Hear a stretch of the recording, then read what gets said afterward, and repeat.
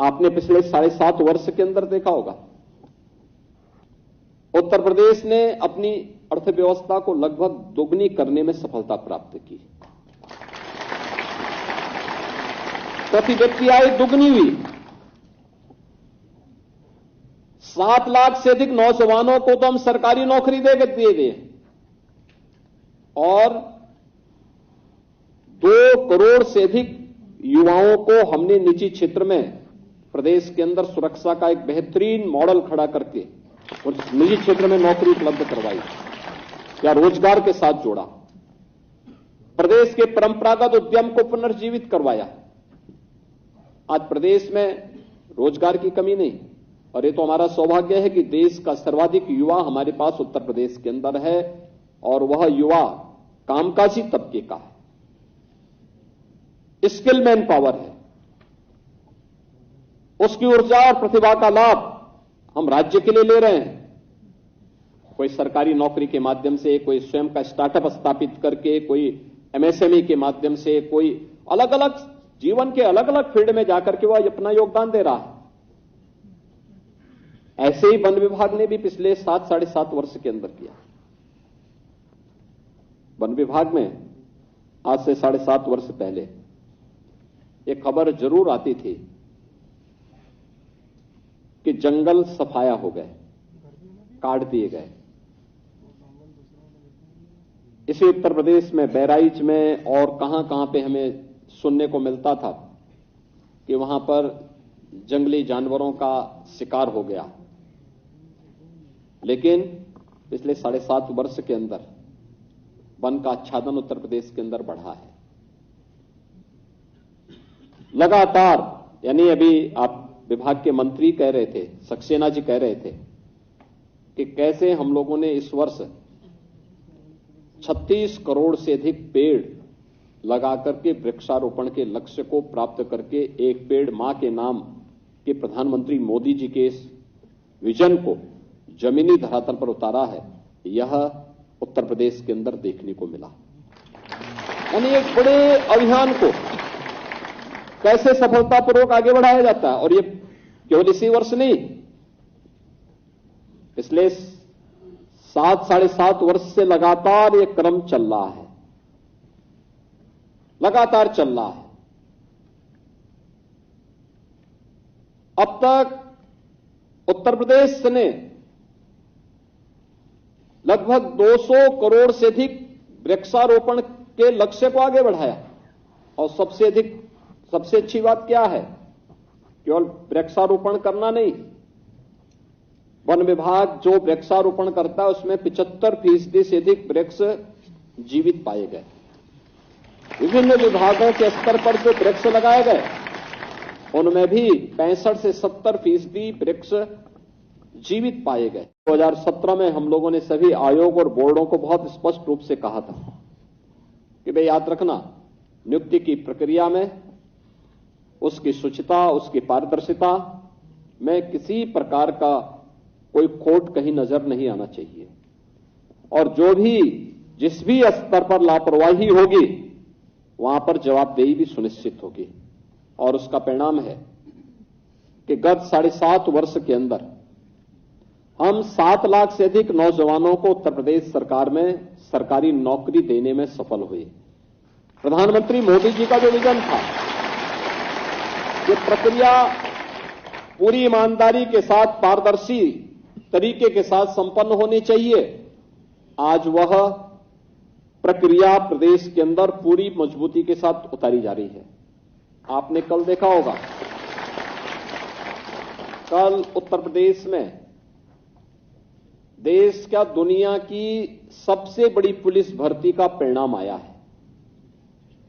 60,244 police कार्मिक नियुक्त होंगे। एप्लीकेंट कितने थे? लगभग 50 लाख।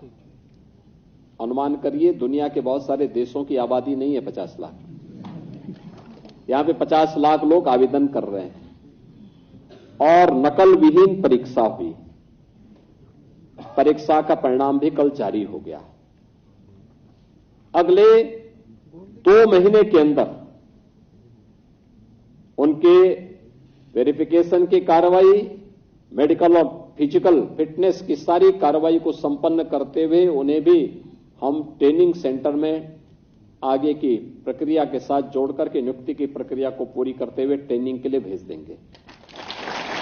आप अनुमान करिए कि उत्तर प्रदेश के 60,244 नौजवान एक साथ उत्तर प्रदेश पुलिस बल में भर्ती होकर के इसके माध्यम से अपने कैरियर को आगे बढ़ाएंगे और उसमें भी 20% बालिकाएं भर्ती हो रही हैं। याद रखना, इतनी भर्ती इससे पहले कभी नहीं हुई, कभी नहीं हुई। इतने पारदर्शी तरीके से भर्ती कभी नहीं हुई।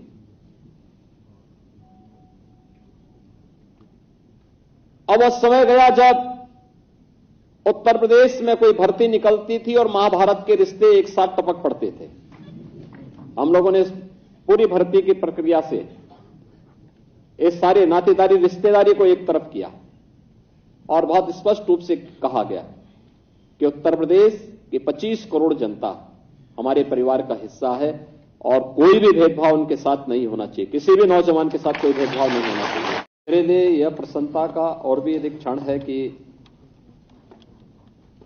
वन और पर्यावरण जैसे विषय में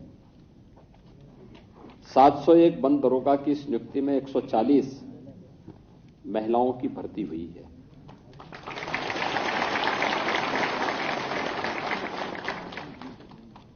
यानी ये दिखाता है कि हम लोगों ने जो एक लक्ष्य तय किया था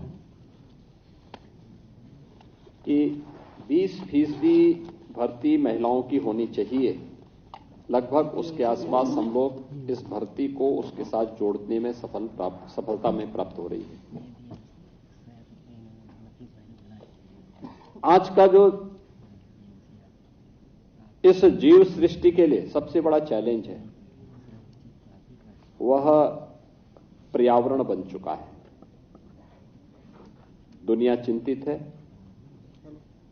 देश का भी हर वह व्यक्ति चिंतित है जो पर्यावरण के बारे में, जीव सृष्टि के बारे में, उसके उज्जवल भविष्य के बारे में थोड़ी भी सकारात्मक भाव रखता है तो वह वर्तमान के उस परिदृश्य से चिंतित है जो वर्तमान में हम सबके सामने एक चुनौती के रूप में है। ग्लोबल वार्मिंग पूरी दुनिया के लिए एक चुनौती है, लेकिन ये कहीं और से नहीं आया।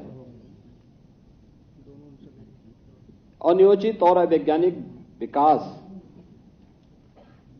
के पथ पर बढ़ने का दुष्परिणाम आज मनुष्य ने ही अपने लिए समस्या के रूप में देखा है और उसको झेल रहा है। कहीं अतिवृष्टि है तो कहीं पर अनावृष्टि है,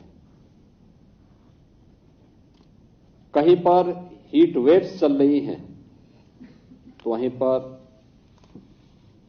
किसी एक दूसरे कोने में हम देखते हैं कि वहां पर कोल्ड वेव्स के कारण पूरी जीव सृष्टि ठिठुरती हुई दिखाई देती है। कहीं बाढ़ से जल जीवन तबाह है तो कहीं एक बूंद पानी के लिए लोग तरस रहे हैं।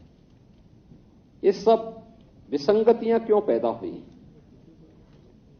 आखिर सृष्टि का एक रौद्र रूप प्रकृति के इस भयानक रूप के रूप में हम कैसे देख रहे हैं?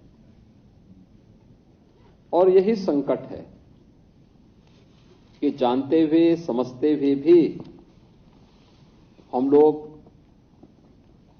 प्रकृति के इस रूप को आज भी समझने का प्रयास नहीं कर पा रहे हैं और इसलिए इस क्षेत्र में न केवल स्वयं के स्वास्थ्य के लिए बल्कि